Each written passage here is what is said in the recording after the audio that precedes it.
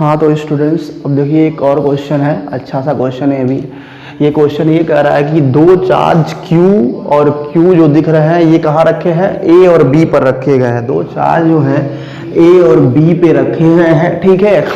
और हमें कह रहा है कि ये पॉइंट जो O है, जो इसका सेंटर पॉइंट है O, इस पे एक Q0 चार्ज रख दिया गया। क्या रख दिया गया? एक Q0 चार्ज रख दिया गया।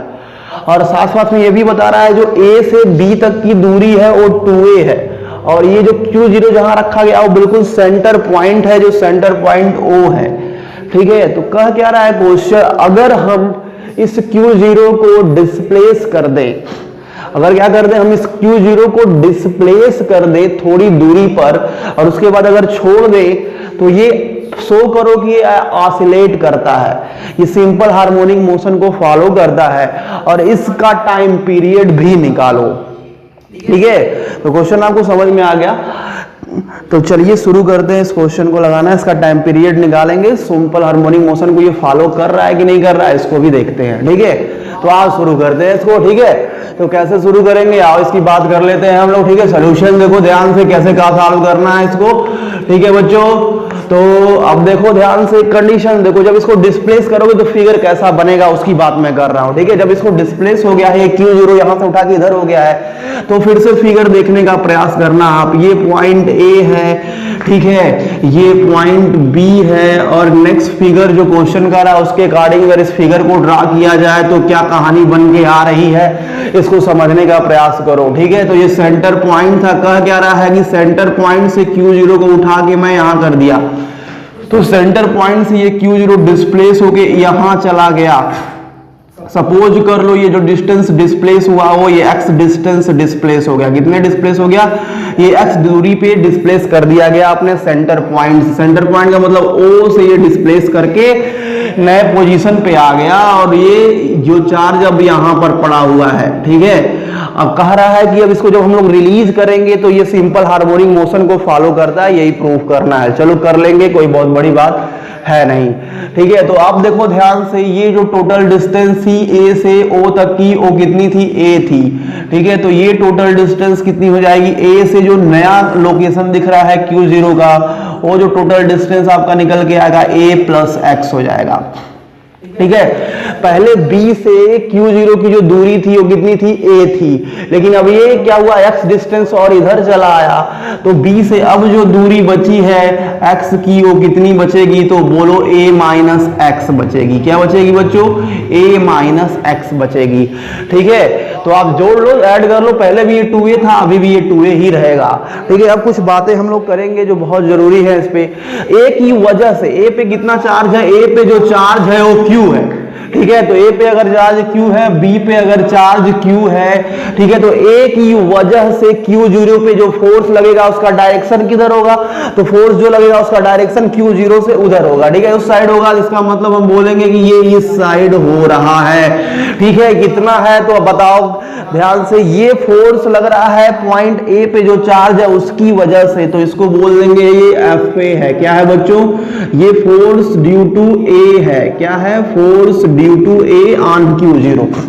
उसी तरह से फिर देखो, इस Q की वजह से जो फोर्स लगेगा उसका डायरेक्शन जस्ट अपोजिट होगा बच्चों। क्या होगा? अपोजिट होगा इसके। और इस Q की वजह से इस Q0 पे जो फोर्स लग रहा है उसका डायरेक्शन आप देखोगे तो इस डायरेक्शन में होगा।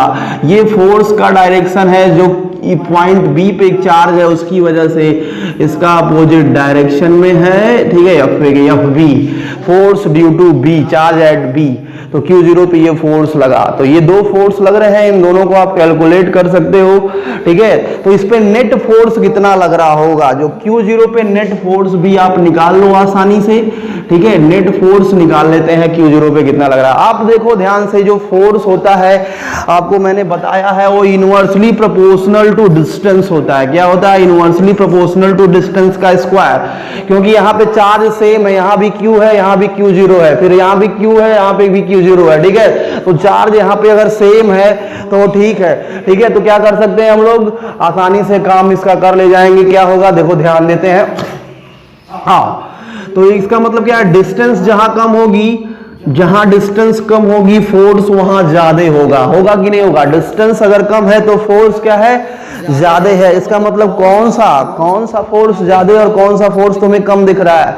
इसका मतलब जो B के कारण Q0 पे फोर्स लग रहा है, डिस्टेंस कम है, ये तगड़ा फोर्स है। मतलब फोर्स ड्यू टू जो B है ये तगड़ा फोर्स है, फोर्स ड्यू टू A की वजह से। क्यों, क्या वजह है इसका तगड़ा होने का B का और A कमजोर होने का?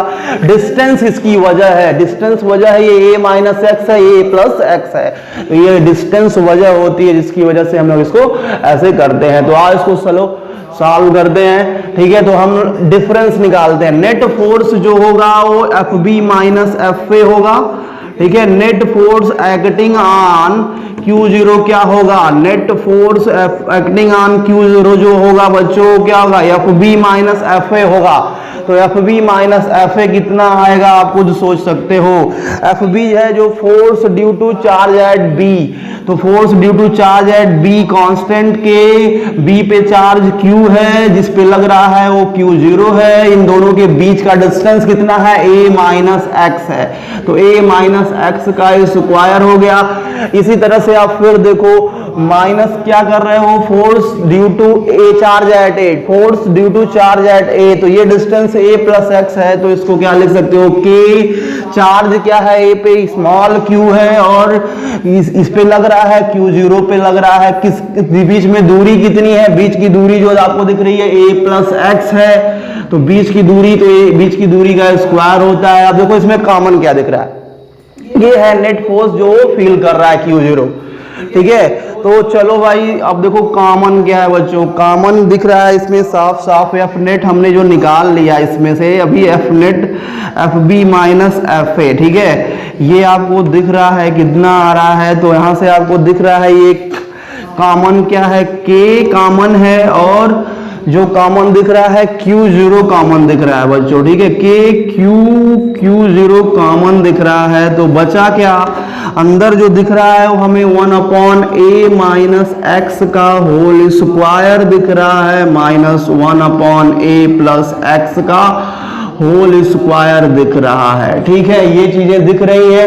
तो आप देखो इसको सॉल्व करते हैं तुरंत। एलसीएम इसका ले लोगे आप, इसको एलसीएम जब आप ले लोगे तो देखो इसको क्या लिख सकते हैं? इसको हम लिखेंगे F A minus F B, F A minus F B जब इसको हम लिखेंगे, एक्चुअल में फोर्स ए की तरफ जो लग रहा है उधर से F A minus F B जब निकालोगे तो आप देखो ये नेट, ये ऑसिलेशन की वजह से रिएक्शन फोर्स हो जाएगा ना।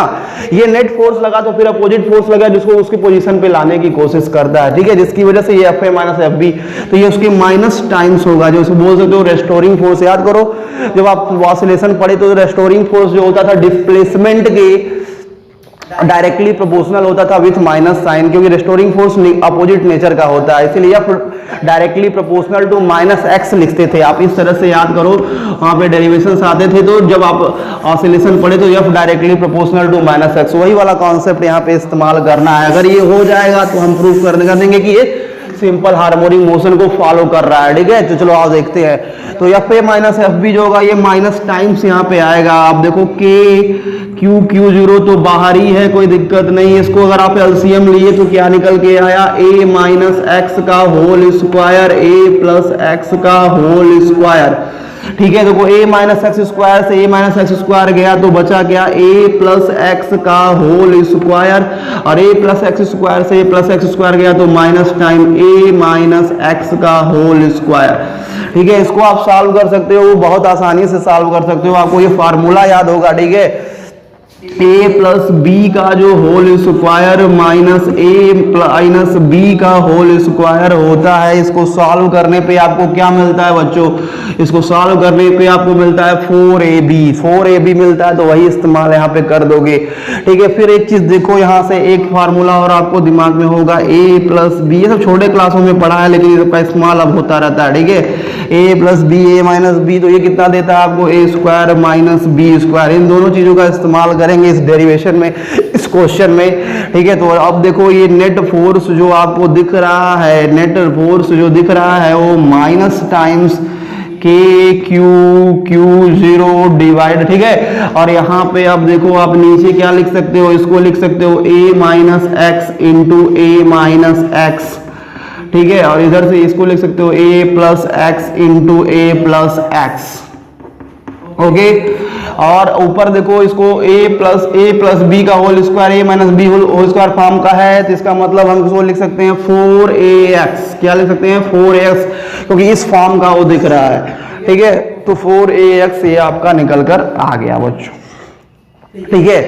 तो अब देखो ये चीज देखो, इसमें एक एक पेयर लेते, a minus x A plus x, A square minus B, इस फॉर्मेट का दिख रहा है। उसी तरह से ये दूसरा पेयर ले लोगे, a minus x A plus x, मतलब ये 2 बार आ रहा है, तो a square minus x square का होल स्क्वायर होने वाला है, क्या होने वाला है, होल स्क्वायर होने वाला। तो इसको आप लिख सकते हो जो इसमें नेट फोर्स लगा बच्चों, वो नेट फोर्स आपका दिख रहा है क्या, माइनस के Q 0 4ax divided by A square minus x square का होल स्क्वायर, ये इसको हमने कैलकुलेट कर लिया।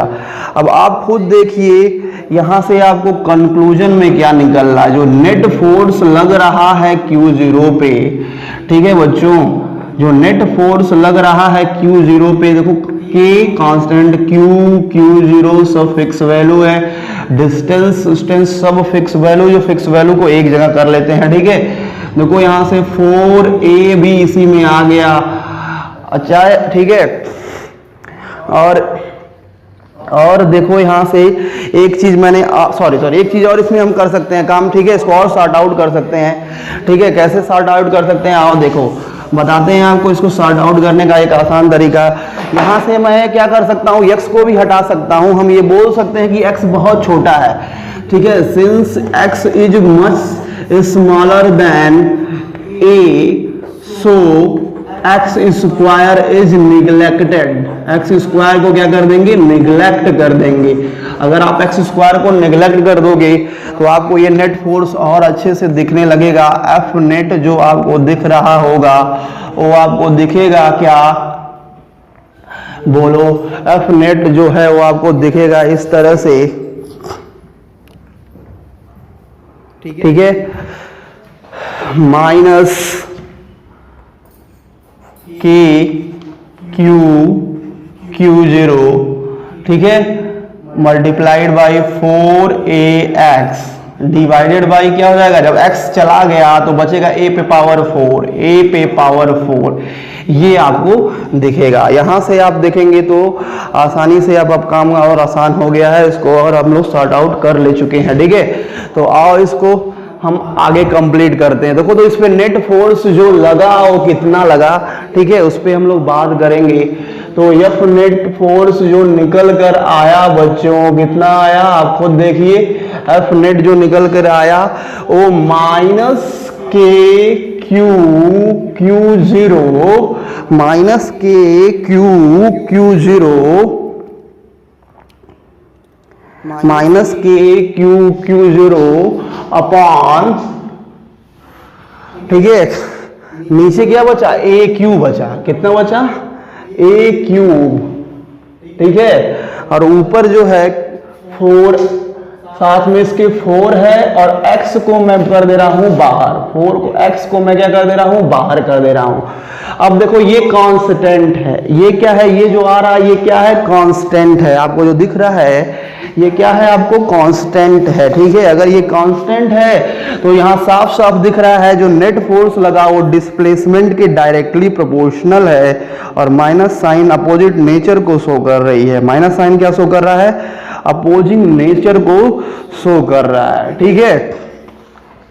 तो यहां से आपने देखा क्या, ये प्रूफ हो गया कि ये सिंपल हार्मोनिक मोशन को फॉलो कर रहा है। ये Q0 का जो ऑसिलेशन है वो सिंपल हार्मोनिक मोशन का क्या बोलता है, ऑसिलेशन है। ये माइनस एक्स टाइम, यही तो कंडीशन होती है, ठीक है। अब हमें कहा रहा है कि टाइम पीरियड भी निकालो, हमसे ये भी कहा गया कि आप टाइम पीरियड भी निकाल दो, तो टाइम पीरियड भी निकल जाएगा, उसमें कोई बहुत बड़ी बात है नहीं बच्चों, ठीक है। तो टाइम पीरियड निकाल सकते हैं हम, कैसे निकालेंगे आओ देखते हैं, ठीक है। यहाँ पे जो कांस्टेंट है here K is a constant, here K is a constant known as spring constant, ठीक है, स्प्रिंग कांस्टेंट है के, इसीलिए इसको कैपिटल से मैं लिख रहा हूं, उसको स्मॉल के से लिखते आया हूं। ठीक है, तो ये स्प्रिंग कांस्टेंट है आपका, कितना आया है बोलो, आप बोल सकते हो इसको के क्यू जीरो, ठीक है, 4 के साथ, देखो 4 को मैं पहले लिख दिया अपॉन ए क्यू, ये कांस्टेंट है, इसको स्प्रिंग कांस्टेंट कहा जाता है। क्या कहा जाता है? स्प्रिंग कांस्टेंट कहा जाता है।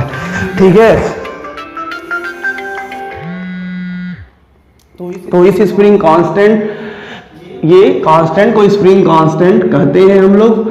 तो चलो आज इस पे बात करेंगे, स्प्रिंग कांस्टेंट वाले पे। ठीक है, तो अब देखो टाइम पीरियड का फार्मूला अगर निकालना हो तो आपको एक कंडीशन मालूम है, हमको ये मालूम है कि जो हमने ऑसिलेशन में पढ़ा है, ये जो ओमेगा होता है वो अंडर रूट के अपॉन एम होता है। क्या होता है? के अपॉन एम। जो के है उसको बोलते थे स्प्रिंग कांस्टेंट, है ना, क्या बोलते थे? स्प्रिंग फैक्टर या स्प्रिंग कांस्टेंट बोलते थे, और यम को बोलते थे इनर्शिया फैक्टर। याद आ रहा होगा आप लोगों को, इनर्शिया फैक्टर। ठीक है, तो इनर्शिया फैक्टर और ये दोनों चीजें इसमें आएंगी, ये रूट में। ठीक है, तो ओमेगा आपको ये मालूम है formula, omega equals to root k by m. ठीक है, रूट के बाई एम अगर आपको इसको मालूम है तो आपने तो के निकाल लिया। ठीक है, तो ओमेगा निकाल लोगे तो रूट के की वैल्यू रख दो भाई, के की वैल्यू रखोगे तो आपको क्या दिख रहा है? 4 के क्यू जीरो अपॉन ए क्यू, ये के की वैल्यू हो गई। ठीक है, और अब यम देख लो, 1 अपॉन एम इसके साथ मल्टीप्लाइड है। ठीक है, तो ये आपने ओमेगा निकाल लिया। फिर आपको मालूम है जो ओमेगा होता है बच्चों, कितना होता है ओमेगा? जो होता है वो 2 पाई बाई टी होता है। ओमेगा कितना होता है? 2 पाई बाई टी होता है। तो ओमेगा अगर 2 पाई बाई टी है तो यहाँ इसको रख दो, तो आपका आया 2 pi by t equals to under root 4 के Q zero upon M into A cube. ठीक है, यहां से t अगर निकालोगे तो क्या निकल के आएगा? अगर यहां से आप t निकालोगे तो क्या निकल के आएगा आप खुद सोच सकते हो। 2 pi under root m a cube upon 4 के क्यू जीरो, ये आपका टाइम पीरियड ऑफ ऑसिलेशन होगा उस चार्ज का। ठीक है, अच्छा क्वेश्चन था, बहुत अच्छा क्वेश्चन था। ठीक है, चलिए भाई स्टूडेंट्स देखिए ये क्वेश्चन है। ठीक है, आपके सामने जो दिख रहा है, इस क्वेश्चन को हम लगाने का प्रयास करेंगे। अच्छा क्वेश्चन है ये। ठीक है, इस क्वेश्चन में कह क्या रहा है आप ध्यान दे सकते हो। कह रहा है कि एक चार्ज है 20 माइक्रोकूलम का, जिसका कोऑर्डिनेट पॉइंट बताया हुआ है। ठीक है, -1 1 1, और उसी तरह से ये दूसरे पॉइंट 3 1 -2 पे रखा है चार्ज Q2 जो है 25 माइक्रोकूलम का। तो कह रहा है कि नेट फोर्स निकालो इस पे। ठीक है, तो इस वाले चार्ज पे नेट फोर्स निकालने के लिए कह रहा है। ठीक है, तो Q1 की वजह से Q2 पे नेट फोर्स निकालने के लिए अगर कह रहा है तो आप देखिए ध्यान से, अगर मैं इसको सॉल्व करने चलूँ, ठीक है, तो आप देखो कि ये इस पे फोर्स लगेगा Q1 की वजह से, इस पे फोर्स लगेगा Q2, ये डायरेक्शन होगा इसका, एक पर्टिकुलरली मैंने इसको बना दिया। ठीक है, एक्चुअल में तो ये 3D है, लेकिन समझने के लिए आप इसको समझो तो फोर्स जो लगा 2 पे, किस पे लगा फोर्स? 2 पे लगा। किसके कारण लगा? 1 के कारण लगा, तो उसका ये है कॉन्सेप्ट। ठीक है, तो F21, तो इसको देखो डिस्प्लेसमेंट वेक्टर मैंने पहले ही लिख दिया था। यहाँ पे देखो डिस्प्लेसमेंट वेक्टर क्या होगा? 1 से फील्ड लाइंस निकलेगी और जाके 2 को हिट करेगी, तो R12 vector is displacement vector in this situation. Okay, तो हमें नेट फोर्स निकालनी है। चलो, तो नेट फोर्स निकालना है तो पहले R12 की वैल्यू तो निकाल ली जाए। R12 की वैल्यू अगर निकाल लेंगे तो नेट फोर्स आसानी से निकल के आ जाएगा। तो चलो आओ बच्चों R12 की वैल्यू निकालते हैं। तो देखिए R12 क्या होने वाला है आप समझ सकते हैं। R12 को कैलकुलेट अगर हमें करना है तो आप देखिए क्या करेंगे हम। R12 को कैलकुलेट करना काफ़ी आसान है, आप खुद देखिए क्या होता है R12। एक्चुअल में अगर कहा जाए तो R12 का कॉन्सेप्ट आप जानते हैं, फर्स्ट ईयर में पढ़ के आए हैं आप। R12 जो होता है वो R2 माइनस R1 होता है। क्या होता है? R2 माइनस R1 होता है। तो यहां से देखो अब कोऑर्डिनेट एक्सिस देखो, यहाँ पे ये R2 तो 3 माइनस -1। अब I के लिए अगर बात करें एक्स एक्सिस के डायरेक्शन की अगर पोजीशन को कैलकुलेट करा जाए तो क्या होगा? 3 माइनस -1, ठीक है। ये किसकी बात हो रही है, एक्स एक्सिस की डायरेक्शन को कैलकुलेट कर लिया गया। उसी तरह से आप चलो तो फिर बात करें वाई एक्सिस वाले की। तो वाई एक्सिस की देखो यहाँ पे 1 है, इसका मतलब आप समझ गए होंगे, ठीक है। 1 माइनस वन अगर करोगे तो R2 माइनस R1, 1 माइनस 1, ये आपका हो जाएगा जे कैप। ओके, अब उसके बाद बात करनी है हमें क्या है, नेक्स्ट। तो नेक्स्ट प्लस आपका हो गया ये -2, ठीक है, -2, ओहो वेरी गुड। तो -2 -1, ठीक है, किसकी बात हो गई, के कैप की ये बात हो गई बच्चों, किसकी बात हो गई, के कैप के लिए ये बात हो गई हमारी। तो इसको अगर कैलकुलेट करके आप निकाल लोगे तो मैं समझूंगा कि आप इसको सफाया कर दिया, इसका कुछ में कुछ बचा उचा नहीं है, ठीक है। तो चलो करते हैं 3 -1 कितना होगा, आप समझ चुके होंगे, 4i निकल के आया यहाँ से।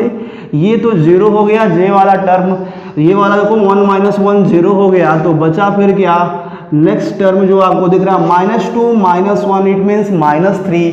तो -3 के कैप ये निकल के आया आपका डिस्प्लेसमेंट वेक्टर।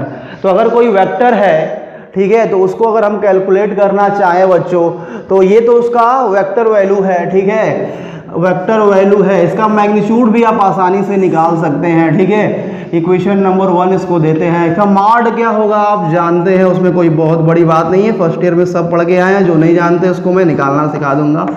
मॉड जो होगा आपका क्या होगा, √x² + y² + z² होता है। तो x की जगह क्या है, 4 है, ठीक है। z की जगह क्या है, -3 है। z की जगह क्या है बच्चा, -3 है, ठीक है। तो अगर z की जगह -3 है तो फिर इसकी जगह हम लिख सकते हैं क्या, √4² + -3 का स्क्वायर, ठीक है। j की वैल्यू, j के साथ जो था y मतलब 0 था। इसको अगर आप कैलकुलेट कर ले जाओगे तो आपको दिख रहा होगा क्या मिलने वाला है, ठीक है। आपको जो मिलने वाला है नजर आ रहा है साफ साफ एकदम से, और नजर आ रहा है 25। 4 का स्क्वायर 16, 3 का square 9, 16 + 9 25। This means R12 is nothing but 5 metre. तो मॉड ऑफ R12 भी हमने निकाल लिया जो 5 मीटर है। आपके काम की चीज़ है, इक्वेशन नंबर 2 दे देना, ठीक है। अब कोई बहुत बड़ी बात नहीं है, हम आसानी से फोर्स को भी कैलकुलेट कर ले जाने वाले हैं, ठीक है। तो फोर्स क्या होगा ध्यान देना, फोर्स ऑन 2 ड्यू टू 1 आपको निकालना है, ठीक है। तो force on now force on 2 due to 1 is nothing but Q1। तो Q1 की जगह क्या है आपका Q1 की जगह देख रहे हो आप क्या है, Q1 ऐसे भी मैं लिख रहा हूँ 20 माइक्रोकूलम है। Q2 कितना है आप देख रहे हो 25 माइक्रोकूलम है। और बीच में डिस्टेंस जो है R12 तो उसके मॉड का स्क्वायर होता है जनरली, ठीक है। R12 तो मॉड का स्क्वायर R12 वेक्टर की। और ये तो मैग्नीट्यूड को रिप्रेजेंट करता है। वेक्टर फॉर्म आपने पढ़ा होगा, अगर आपने वेक्टर फॉर्म को नहीं पढ़ा है तो जाके हमारी वीडियो में को देखिए, पिछले वीडियो को जिसमें हमने वेक्टर फॉर्म को पढ़ाया है, ठीक है। तो वहाँ पे आप देख लेंगे तो ये टर्म आपको क्लियर हो जाएगा। इसीलिए सारे वीडियो को देखना बहुत ज़रूरी है बच्चों, ठीक है। सारे वीडियो अगर आप देखेंगे तो आपको सब समझ में आएगा, क्योंकि सारी चीज़ें एक दूसरे से लिंक हैं, ठीक है। तो इसीलिए शुरू से जाके वीडियो को आप देखें, ठीक है। उसके बाद आपको लिए आसान काम हो जाएगा इसको कैलकुलेट कर। तो देखो R12 मॉड का स्क्वायर हो गया, और साथ में क्या होगा, एक यूनिट वेक्टर होगा, क्योंकि ये वेक्टर साइन लगा हुआ है, ठीक है। तो वेक्टर साइन लगा हुआ तो इसका मतलब यूनिट वेक्टर उसके डायरेक्शन को रिप्रेजेंट करेगा। तो यूनिट वेक्टर कौन सा होगा, 1 से 2 की तरफ। इसका मतलब R12 पे cap, this is the your unit vector, ठीक है। तो अब सॉल्व करना आसान है आपके लिए, देखिए कैसे आसान है मैं आपको बता देता हूं, ठीक है। तो ध्यान दो, जो यूनिट वेक्टर है R12 ये क्या होता है, यूनिट वेक्टर को कैसे डिफाइन कर देते थे, a vector divided by its magnitude. किसी वेक्टर को उसी के मैग्नीट्यूड से अगर आप डिवाइड कर देंगे, किसी वेक्टर को उसी के मैग्नीट्यूड से डिवाइड कर देंगे तो आपको मिलता है यूनिट वेक्टर। वही कॉन्सेप्ट यहाँ पे इस्तेमाल कर दोगे आप तो आपको मिल जाएगा force on 2 due to 1 in vector form K Q1 Q2 upon R12 vector पे, ठीक है, पावर 2 पहले से ही था, इसकी वैल्यू आपने रखी वहां, देखो मैंने लिखी है, तो R12 vector divided by mod R12, ठीक है, पे पावर 1। अब आप शांति से इसको सॉल्व करोगे तो देखो क्या मिलने वाला है आपको। मिल जो रहा है वो 4 sin 2 ड्यू टू 1, के की वैल्यू रख सकते हो अगर चाहोगे तो, ठीक है। के की वैल्यू कितनी होती है आप सबको मालूम है, अभी मत रखो, एक साथ रखा जाएगा, Q1 ये Q2 है, तो Q1 Q2, ठीक है। अब देखो ये पावर 2 है, ये पावर 1 है, तो कुल मिला के जो पावर अगर बेस सेम होता है तो पावर क्या होते हैं, ऐड हो जाते हैं, तो R12 2 + 1 कितना होगा, 3 होगा, और ये बचेगा R12 वेक्टर। इक्वेशन नंबर 3 इसका नाम देते हैं। अब हमारा क्वेश्चन हो चुका है सॉल्व। मैं जानबूझ के पूरा एक एक पॉइंट वो एक्सप्लेन कर रहा हूँ, इसलिए एक्सप्लेन कर रहा हूँ कि आपको कोई दिक्कत ना हो, ठीक है। चलो अब देखिए, आपने R12 वेक्टर को कैलकुलेट कर रखा है, आपने R12 वेक्टर को कैलकुलेट कर रखा है। आप R12 मॉड 3 को भी कैलकुलेट कर सकते हो कि मॉड R12 भी आपने निकाल ली है। इसमें आप उसकी वैल्यू रखोगे, सॉल्व करोगे, आपको आंसर मिल जाएगा, ठीक है बच्चों। तो चलो इसको सॉल्व करते हैं, ठीक है। तो अपने आप आंसर अपने आप हमें मिल जाने वाला है, ठीक है। चलो बारी बारी सबकी वैल्यू हम यहाँ पुट करेंगे, तो देखो क्या मिलने वाला है। के की वैल्यू जानते हो 9 × 10⁹, 4 sin 2 ड्यू टू 1 निकाल रहे हो, ठीक है। Q1 कितना है 20 माइक्रोकूलम, तो 20 माइक्रोकूलम समझ सकते हो 20 × 10⁻⁶, ठीक है। और Q2 कितना है 25 माइक्रोकूलम, तो 25 × 10⁻⁶, ओके। और ये मॉड R12 कितना है, तो 5 है, तो उसपे पावर 3, तो 5 पे पावर 3 दिख रहा है आपको, ठीक है। अब साथ में ये वेक्टर R12 वेक्टर है, साथ में आपको क्या दिख रहा है, R12 वेक्टर दिख रहा है, ठीक है। तो R12 वेक्टर को लिख देते हैं हम लोग, तो क्या होगा यहाँ पे R12 वेक्टर कितना है, आप देखिए 4i - 3k, 4i - 3k is R12 vector. ये हो गई वेक्टर F21 की बात, ये क्या हो गई वेक्टर F21 की बात है ये, ठीक है। वेक्टर फॉर्म में ये वैल्यू दिख रही है, क्योंकि देखो i कैप के कैप आ रहा है। अगर इसका मॉड निकाल लो, इस वेक्टर का मैग्नीट्यूड भी निकाल सकते हो आप बड़े आराम से, कोई बहुत बड़ी बात नहीं है, ठीक है। तो मॉड क्या होगा, ये सब तो मैग्नीट्यूड ही है, इसका मैग्नीट्यूड निकल के रख देंगे, तो 9 × 10⁹9, 20 और 25, तो 25 और 20 आपको दिख रहा है ये 500 देने वाला है, और 10⁻⁻6 दो बार दिख रहा है, यहाँ दिख रहा है, यहाँ दिख रहा है, तो 10⁻12 होने वाला है। नीचे की बात करो तो 5 तो 5 × 5 × 5, अब जितना 5 आप काट पाओ काट लेना। अब अगर यहाँ पे मॉड लग गया, इसका मतलब है इसका भी आप मॉड ले लोगे, तो इसका भी मॉड अगर लोगे तो कितना आएगा, तो 4i - 3k मतलब मॉड ऑफ R12 कितना आया है, 5 आया है। मॉड ऑफ R12 कितना है, 5 मीटर आया है, तो यहाँ पे आप मल्टीप्लाई कर दोगे 5 से, ठीक है। अब देखो आसानी से कट जाएगा कुछ ना कुछ, तो एक 5 से ये 5 गया बच्चा, ये 5 से देखो इसको काटोगे तो 100 टाइम्स चला जाएगा, फिर काटोगे तो ये 20 टाइम्स चला जाएगा। इसका मतलब बचा कितना, देख लो भाई, 9 × 20, ये 20 और यहाँ 9 पहले से था, तो 10⁻9 यहाँ -12 है, तो 10⁻9 -12 और 9 जब ऐड होंगे तो -3 दे देंगे बच्चों, तो ये आपको मिलेगा मॉड F21, ठीक है। इसको आप देख सकते हो 180 × 10⁻³ आया है, तो इसको बोल क्या सकते हो 0.18 न्यूटन। तो जो फोर्स लग रहा था इस वाले चार्ज पे Q2 पे Q1 की वजह से, वो फोर्स यही था F21, this is your force, ठीक है। तो इस तरह से इस क्वेश्चन को हम लोग सॉल्व कर गए। देखने में बहुत पेचीदा लग रहा था, इसीलिए पेशेंस बनाना है, जो चीज़ें पढ़ी हैं उसको दिमाग में रखना है, फार्मूले को दिमाग में रखना है, और जो चीज़ें रिलेट कराना सीखना होगा। जैसे फर्स्ट ईयर को पढ़े हो वेक्टर को, तो वेक्टर वहाँ क्लियर होना चाहिए, मैं बता दूं वेक्टर के बिना फिजिक्स आसान नहीं है। कई ऐसी किताबें मैं आपको बता सकता हूं जो सिर्फ वेक्टर में ही लिखी गई हैं। तो वेक्टर बहुत मजबूती से पढ़ना है, ठीक है। तो उसके बाद ये काम आप